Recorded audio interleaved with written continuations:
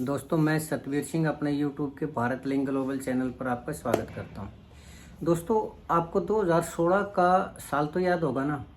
2016 में जाट आरक्षण हुआ था और वो जो जाटों की डिमांड थी आरक्षण की, वो हिंसक नहीं थी, लेकिन उस डिमांड को और उस आंदोलन को हिंसक बना दिया गया। कैसे बनाया मैं बताता हूँ आपको। और उस आज 2016 के जाट आरक्षण की मैं क्यों बात कर रहा हूँ ये भी आपको बताता हूँ।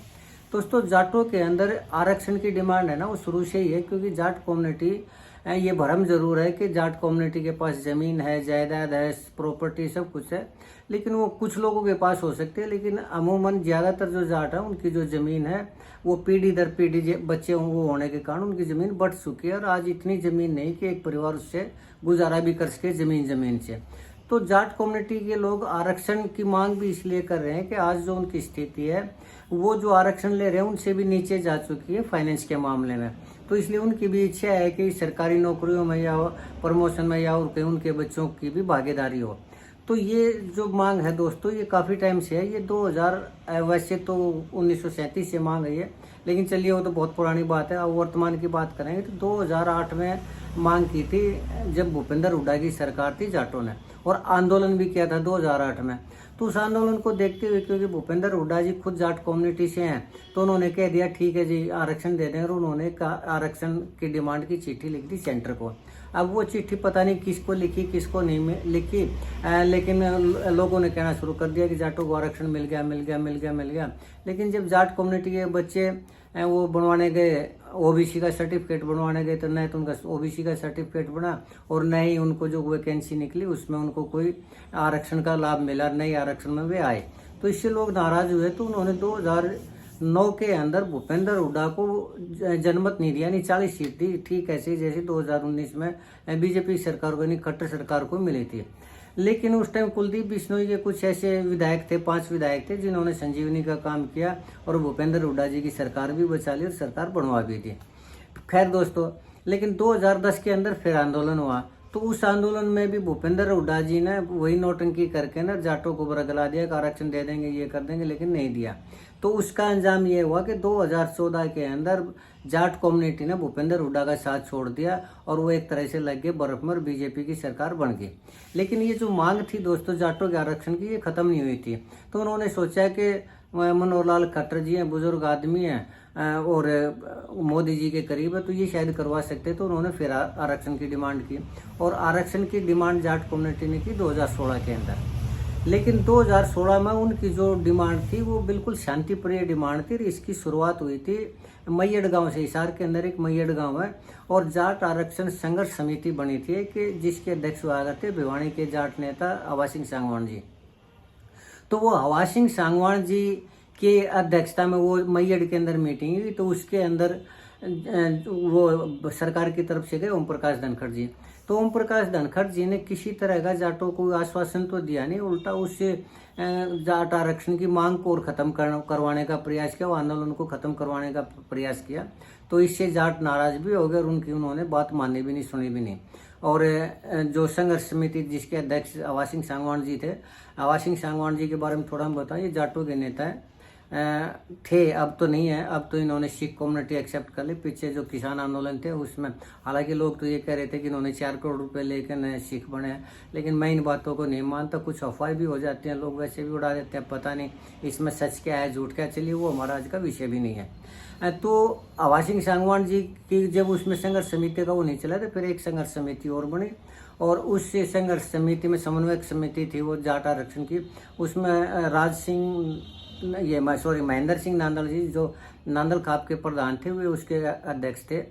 और वो उन्होंने मुख्यमंत्री जी मनोहर लाल खट्टर जी से मिलने का प्रयास किया। मनोहर लाल खट्टर जी उनसे मिले, लेकिन उन्होंने आरक्षण देने से साफ मना कर दिया। तो इससे जब वो आके छोटूराम धामता छापला, उन्होंने बताया कि सरकार ने आरक्षण की किसी भी तरह की डिमांड मानने से मना कर दिया। तो फिर आगे बात यंग बच्चों के ऊपर, जो यंग लीडर थे उनके ऊपर, वो अपना धरना प्रदर्शन तेज करने लगे। लेकिन तभी दोस्तों पता नहीं कहाँ से एक संघर्ष समिति और बनी, उसका नाम था 35 बिरादरी आरक्षण विरोधी संघर्ष समिति, जाट आरक्षण विरोधी संघर्ष समिति। तो लोग बड़े हैरान हुए कि ये 35 बिरादरी कहाँ से आ गई और कैसे आ गई। तो लोगों को लगा भी और लोगों को जो सूचना मिली ये भी कि ये जाट आरक्षण के आंदोलन की उसको ख़त्म करने के लिए, आंदोलन को ख़त्म करने के लिए और उनकी डिमांड को ख़त्म करने के लिए सरकार द्वारा उतारी हुई वो है। अब पता नहीं सरकार द्वारा उतारी हुई संघर्ष समिति थी या 35 बिरादरी अपने आप, लेकिन जैसा माहौल था जैसा वो था उससे यही लगता है कि सरकार ने जाटों के आरक्षण के आंदोलन को खत्म करने के लिए सामने उतार दिया 35 बिरादरी जाट विरोधी संघर्ष आरक्षण विरोधी संघर्ष समिति। तो खैर दोस्तों, उससे थोड़ा माहौल गर्म होने लग गया और माहौल गर्म होते होते जब यंग बच्चों के हाथ में आई तो उन्होंने भी अपना धरना प्रदर्शन तेज कर दिया रोहतक के अंदर, दूसरे शहरों के अंदर। लेकिन पता नहीं अचानक कहाँ से ये बात है, शायद 16 फरवरी 2016 की एक जाट कम्युनिटी के 8-9 बच्चे थे, तो वो मोटरसाइकिलों पर आने लग रहे थे। तो पंजाबी कम्युनिटी के जो व्यापारी थे, ये बात कर रहा हूँ मैं अशोका चौक की, रोहतक के अशोका चौक के, तो वहाँ पर पंजाबी कम्युनिटी के 200-300 यंग लड़कों ने उन 8-9 बच्चों की पिटाई कर दी। तो उन 8-9 बच्चों की जब पिटाई हुई वो वहाँ से छुटा के भागे, 2-3 की हालत भी खराब हुई। लेकिन उन्होंने अपने सीनियर जो नेता थे उनको बताया, तो इससे आंदोलन बढ़ गया और उसके बाद हिंसक आंदोलन हुआ। और जो कैप्टन अभिमन्यु थे जो कि जाटों का साथ नहीं दे रहे थे, तो उसकी कोठी के ऊपर भी हमला कर दिया जाटों ने और भी कई जगह हिंसा हुई। तो उस हिंसा के अंदर 30 से तो ज़्यादा आदमी मारे गए।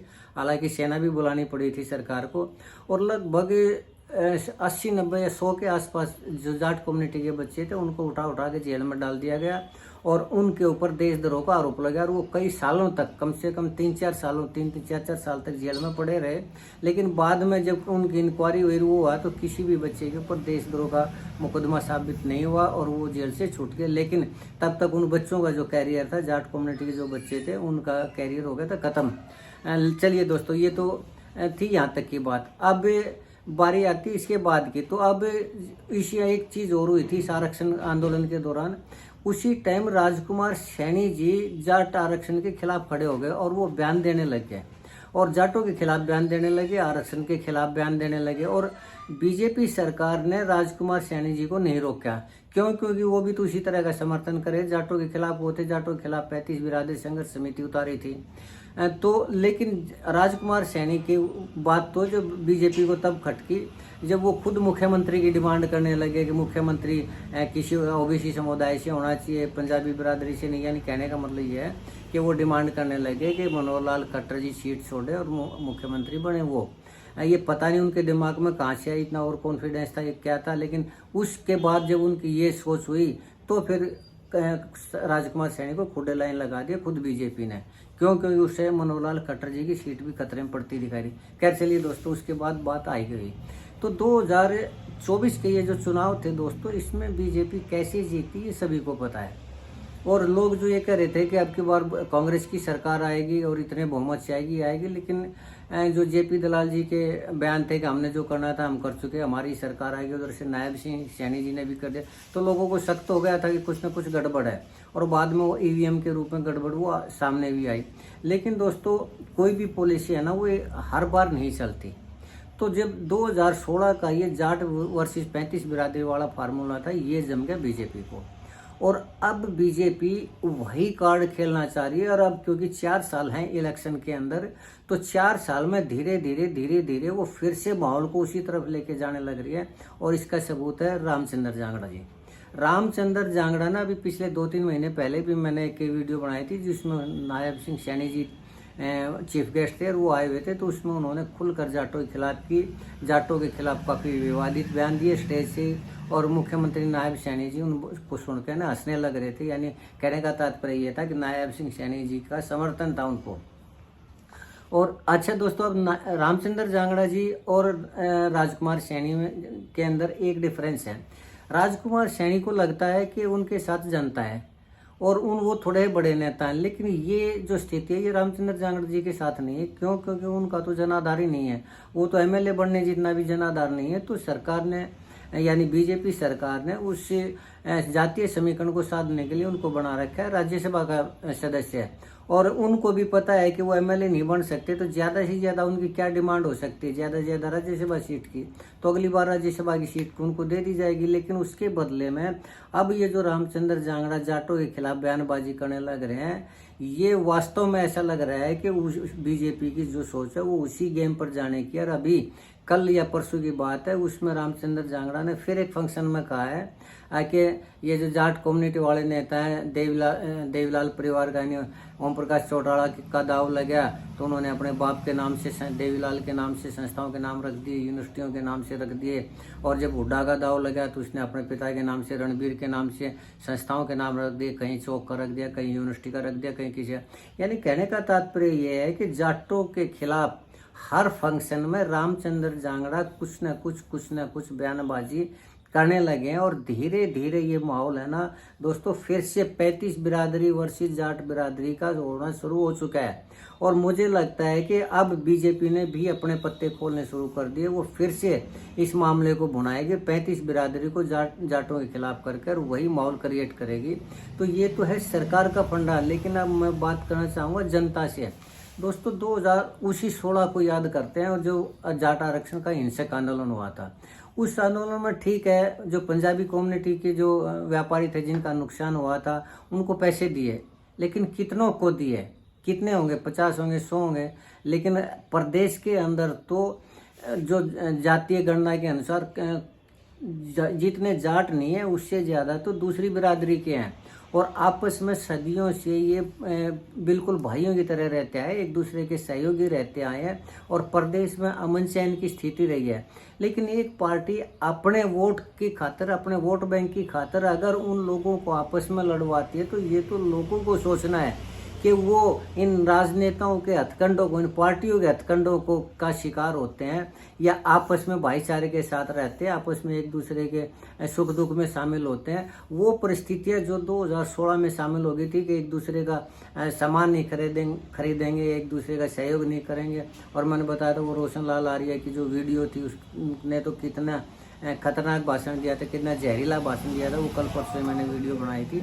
तो इसलिए मैं यही अनुरोध करना चाहूँगा कि नेताओं का तो काम है, वो तो भड़काएंगे ही भड़काएंगे, उनको तो अपनी गद्दी चाहिए, वो अपनी पार्टी की सत्ता चाहिए।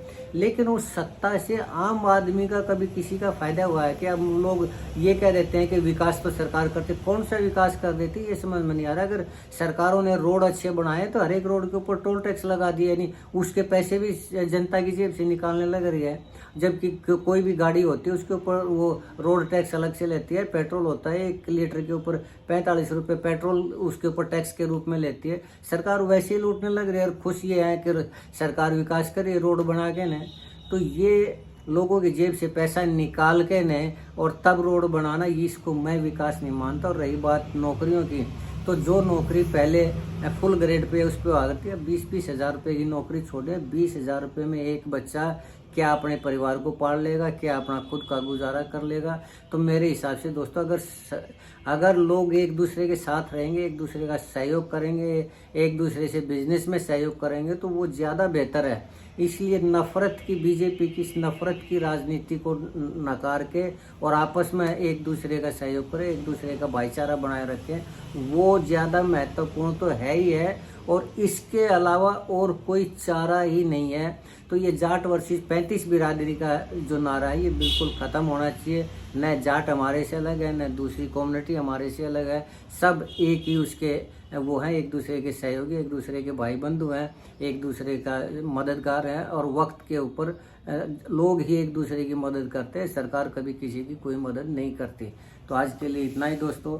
मुझे उम्मीद है कि सरकार जो फिर से जहर खोलने जा रही है, बीजेपी सरकार जाट वर्सेस 35 बिरादरी का फिर से नारा देने लग रही है और रामचंद्र जांगड़ा जैसे नेताओं को फिर से उभारने लग रही है, इसका जवाब जनता जरूर देगी, आपसी भाईचारे के रूप में देगी, आपस में एक दूसरे का सहयोग करके देगी। इतना ही दोस्तों। अगर आपको लगता है कि मैं ठीक कह रहा हूँ तो मेरे इस वीडियो को लाइक करें, शेयर करें, कमेंट करें दोस्तों, हाइप जरूर करें मेरे वीडियो को।